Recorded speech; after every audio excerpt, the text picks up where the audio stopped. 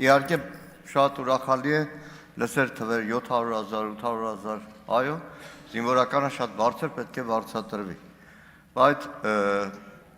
այդ վարձատրության և ատեստացիայի ինստիտուտի ներդրման ժամանակ էլ ի սկզբանե այն բոլոր մեր մտահոգությունները, որ կային, ստեղծվելիք հավասարությունները չեն փարատվել,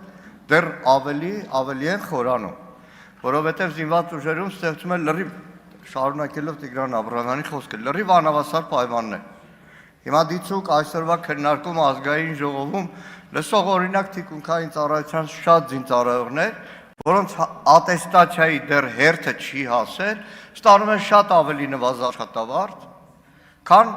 ատեստացիացած կամ պատվիրում ծրագրում։ Լսում են շատ պայմանագրային ծառայողներ,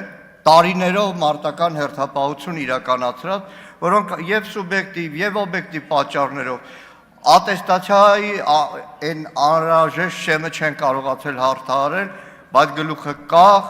չարքաշ կյանքով շարունակում են ծառայել հանուն Հայաստանի Հանրապետության։ Եվ այստեղ է ամբողջ խնդիրը ատեստացիայով աշխատավարձի լոկ բարձրացում,